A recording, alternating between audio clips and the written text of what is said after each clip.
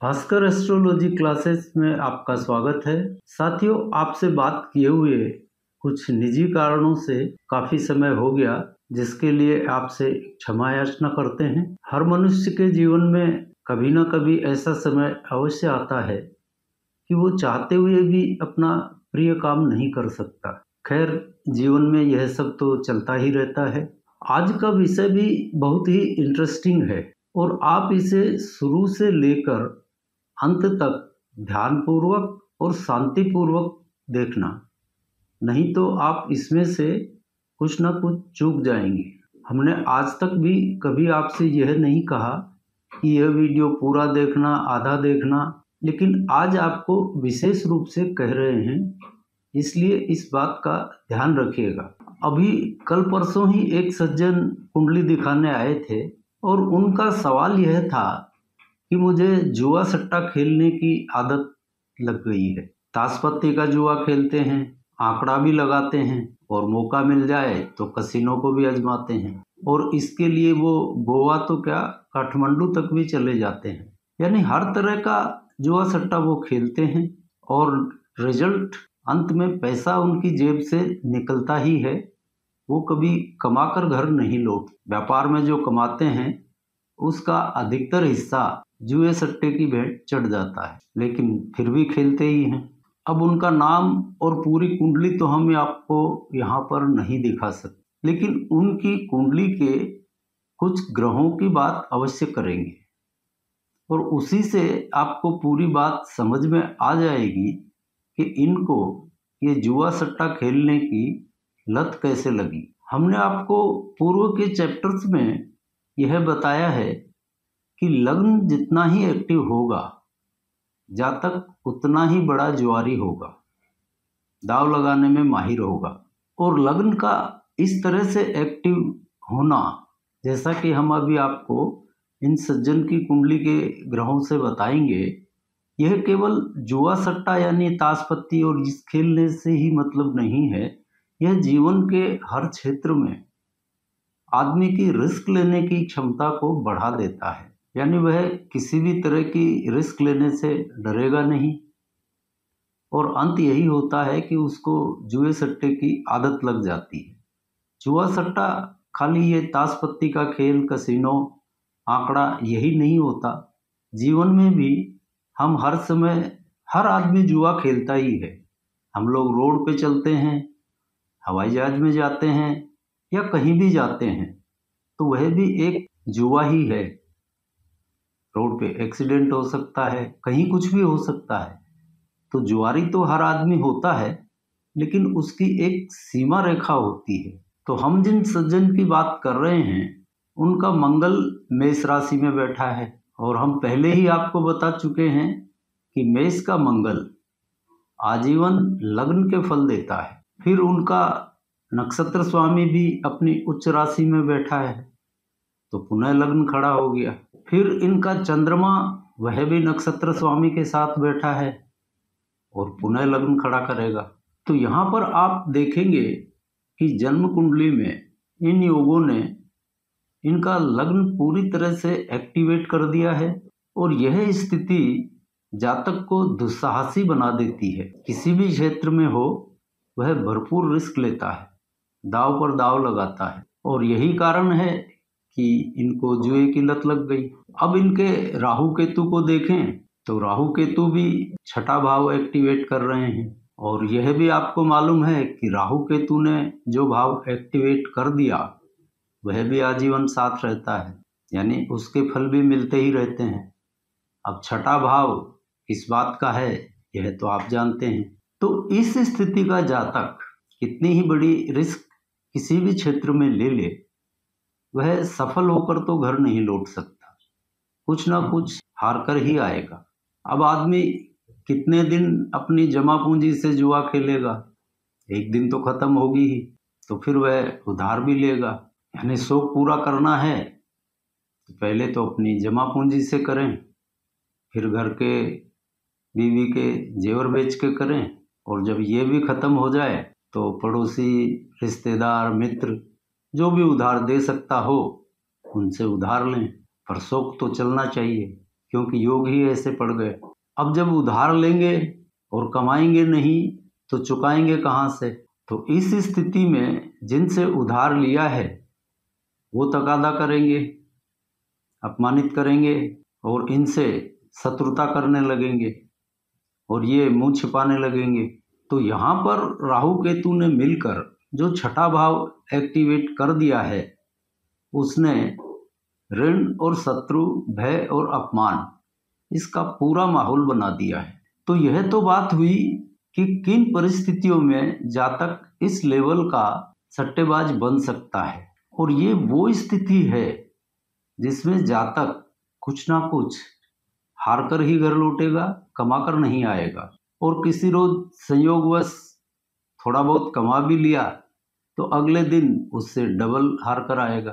तो ऐसे योग वाले जातकों को जुए सट्टे की आदत से दूर रहना चाहिए, लेकिन नियति ऐसा करने नहीं देती। आइए अब बात करते हैं कि जुए सट्टे में कौन जीतता है। अब आप कहेंगे कि जुए सट्टे में जीतने के भी योग होते हैं क्या? तो इस प्रकृति में द्वैत का नियम चलता है। बिना द्वैत के इस संसार की कोई भी गतिविधि नहीं चल सकती। जब लुटने पिटने के, हारने के योग हैं तो जीतने के भी अवश्य होंगे, और एक आदमी हारता है तो कोई ना कोई दूसरा तो कमाता ही है। अब सामान्य दर्शक भी समझ सकें इसलिए हम यहाँ पर लग्न के अनुसार बात कर लेते हैं, क्योंकि अभी सामने दीपावली भी है और दीपावली को तो अधिकतर लोग जो कभी जुआ सट्टा खेलते ही नहीं हैं वो भी शगुन के तौर पर जुआ सट्टा अवश्य करते हैं। तो आइए अब हम बात करते हैं हर लग्न में वो कौन सा ग्रह है जिसकी वजह से जातक जुए सट्टे में जीत सकता है। मेष लग्न की बात करें तो मेष लग्न वालों की कुंडली में चंद्रमा यदि छठे भाव यानी कन्या राशि में बैठा हो तो यह स्थिति जातक को जुए सट्टे में लाभ दिलवा देती है। तो मेष लग्न वाले जातक अपनी कुंडली में इस बात की जांच कर लें कि उनका चंद्रमा छठे भाव में बैठा हुआ है कि नहीं, और छठे भाव कन्या राशि में चंद्रमा बैठा है तो इस दीपावली पर आप भी किस्मत आजमा सकते हैं। यानी मेष लग्न में छठे भाव कन्या राशि का चंद्रमा जातक को जुए सट्टे में लाभ दिलवा देता है। यदि आपका वृष लग्न है तो आप अपने बुध की स्थिति देखिए। यदि वृष लग्न में आपका बुध छठे भाव तुला राशि में बैठा है तो यह भी जुए सट्टे में विजयी होने का बहुत ही बढ़िया योग बना देता है। तो इस स्थिति का बुध यदि वृष लग्न वालों की कुंडली में है तो वो जुए सट्टे से लाभ कमा लेते हैं। यदि आपका मिथुन लग्न है और आपकी कुंडली में गुरु छठे भाव में और साथ ही चंद्रमा तृतीय भाव में हो, तीसरे भाव यानी सिंह राशि में बैठा हो, तो यहाँ भी जुए सट्टे में जीतने का एक सुंदर योग घटित हो जाता है। ऐसे जातक जुए सट्टे में हारते नहीं हैं बल्कि कुछ ना कुछ कमाकर वापस लौटते हैं। यह एक अच्छा योग है। यदि आपका कर्क लग्न है और आपका सूर्य छठे भाव यानी धनु राशि का बैठा हो और उसके साथ ही केतु भी युति में बैठा हो, यानी सूर्य केतु दोनों इकट्ठे छठे भाव में बैठे हों, तो यह भी जुए सट्टे में जीत का अच्छा योग बना देते हैं। यदि आपका सिंह लग्न है और आपका बुध छठे भाव में बैठा है, छठा भाव यानी मकर राशि में बुध बैठा है, साथ ही राहु तृतीय भाव में यानी तुला राशि में बैठा हो, तो सिंह लग्न वालों के लिए ये दोनों ग्रह मिलकर जुए सट्टे में जीत का योग बना देते हैं। और ऐसे जातक प्राय जुए सट्टे में लाभ कमाते ही रहते हैं। यदि आपका कन्या लग्न है और आपका शनि छठे भाव में बैठा है, छठा भाव यानी कुंभ राशि में बैठा है, तो यह जुए सट्टे में जीत का एक शानदार योग बना देता है। और ऐसे जातक प्राय जुए सट्टे में लाभ कमाते ही हैं, वह चाहे किसी भी प्रकार का हो, भले ही अपने व्यापार में सट्टा करता हो, जैसे चांदी सोने इनमें होता है, तो ये जातक जुए सट्टे के व्यापार में अच्छा कमा लेते हैं। यदि आपका तुला लग्न है और आपकी कुंडली में मंगल तृतीय भाव में यानी धनु राशि में बैठा हो, इसके साथ ही बुध की स्थिति देखिए, यहाँ पर बुध लग्न में यानी तुला राशि में बैठा होना चाहिए। तो इस स्थिति में तुला लग्न वाले जातक जुए सट्टे के व्यापार में बढ़िया कमाई हासिल कर लेते हैं। तुला लग्न वालों के लिए यह एक अच्छा योग है।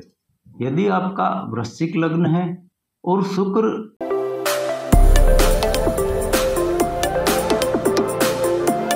छठे भाव में बैठे हैं, छठा भाव यानी मेष राशि में शुक्र बैठे हों, साथ ही शनि लग्न में यानी वृश्चिक राशि में बैठे हों, तो यह योग भी जुए सट्टे में जीतने का एक अच्छा योग बना देता है। और ऐसे योग वाले जातक अक्सर जुए सट्टे में लाभ कमाते ही हैं। यदि आपका धनु लग्न है और आपका मंगल छठे भाव में यानी वृष राशि में बैठा हुआ हो, तो जुए सट्टे में जीतने का यह एक शानदार योग बना देता है। वैसे तो यह अकेला ही एक पावरफुल योग बनाता है, पर इसके साथ ही कुंडली में यदि शनि 12वें भाव यानी वृश्चिक राशि का बैठा हो, तो यह और भी प्रबल योग बना देगा। यानी मंगल छठे भाव वृष राशि में और शनि 12वें भाव वृश्चिक राशि में, यह बहुत ही शानदार योग बनता है। यदि आपका मकर लग्न है और राहु छठे भाव मिथुन राशि में बैठा है, तो यह भी जुए सट्टे में जीतने का एक बढ़िया योग बना देता है। और इसके साथ ही यदि चंद्रमा भी बैठा हो, यानी राहु और चंद्र दोनों छठे भाव मिथुन राशि में इकट्ठे बैठे हों, तो यह भी जुए सट्टे में जीत का एक प्रबल योग बना देता है। अब यदि आपका कुंभ लग्न है और शुक्र छठे भाव यानी कर्क राशि में बैठा है, तो यह भी जुए सट्टे में जीतने का सुंदर योग बना देता है। और इसके साथ ही यदि बुध भी बैठा हो, यानी बुध और शुक्र दोनों छठे भाव में इकट्ठे कर्क राशि में बैठे हों, तो यह जुए सट्टे में लाभ कमाने का सुंदर योग बना देते हैं। यदि आपका मीन लग्न है और सूर्य छठे भाव में बैठे हैं, यानी सिंह राशि में सूर्य बैठे हैं और इसके साथ ही चंद्रमा भी युति में बैठे हों, यानी छठे भाव सिंह राशि में सूर्य और चंद्रमा इकट्ठे बैठे हों, तो यह भी जुए सट्टे में लाभ कमाने का सुंदर योग बना देते हैं। इन लोगों को जुए सट्टे में अक्सर लाभ मिलता ही रहता है। एक बढ़िया योग का निर्माण यहाँ पर हो जाता है। तो यहाँ तक हमने आज के विषय में सभी लग्नों में बात कर ली है। अब कुछ बातें और हैं जिनके बारे में आपको जानकारी अवश्य होना चाहिए। वो यह है कि किन परिस्थितियों में यह योग घटित होंगे, सबसे जरूरी यही है। इसीलिए हमने वीडियो की शुरुआत में आपसे निवेदन किया था कि इस वीडियो को पूरा का पूरा देखें बिना स्किप किए हुए। सबसे पहली बात तो यह है कि हम किसी भी तरह से जुए सट्टे को प्रोत्साहित करने वाली बात नहीं कर रहे। हम केवल ज्योतिष शास्त्र के अनुसार और अपने अनुभव के अनुसार इस योग के बारे में बात कर रहे हैं।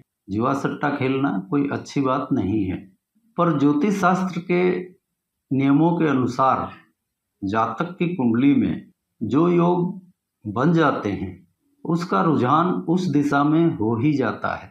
यही विधि का विधान है और हमने सिर्फ अपने अनुभव के अनुसार इन योगों पर चर्चा की है। तो ये योग कब घटित होंगे इसके बारे में जान लीजिए। तो हमने लग्न अनुसार जिन ग्रहों का जिक्र किया है वो ग्रह यदि नक्षत्र स्वामी हैं तो समझ लीजिए कि वो जातक सारी उम्र ही उसके फल प्राप्त करेगा। यानी उसकी सारी समझ, सारी उसकी सोच की दिशा और उसकी नियति, साथ ही माहौल भी उसको ऐसा ही मिल जाता है कि वो इसी दिशा में आगे बढ़ जाएगा। यानी नक्षत्र स्वामी है तो फिर यह पक्का है कि वह इसी दिशा में काम करेगा, पहली बात। और जो ग्रह हमने बताए हैं वो यदि नक्षत्र स्वामी नहीं हैं तो फिर उन ग्रहों का दशाकाल होना चाहिए यह लाभ कमाने के लिए। यानी उसकी दशा हो या अंतर्दशा हो, इसका होना बहुत जरूरी है। यानी बताए गए ग्रहों की जब भी दशा आएगी उस समय में ये एक्टिव हो जाएंगे और जातक को इसका लाभ मिलेगा। और जातक की रुचि भी उस तरफ हो जाती है, उसको माहौल भी वैसा मिल जाता है जब भी इन ग्रहों की दशा आती है। तो इन बातों का विशेष रूप से ख्याल रखिए। अब अंत में आप सभी को दीपावली की बहुत बहुत शुभकामनाएं। रोशनी का यह पर्व आप सभी के जीवन में खुशहाली लाए, आपकी सभी मनोकामनाएं पूर्ण हो, यही कामना है। जल्द ही अगले चैप्टर में आपसे मुलाकात होगी। तब तक के लिए जय जय सिया राम।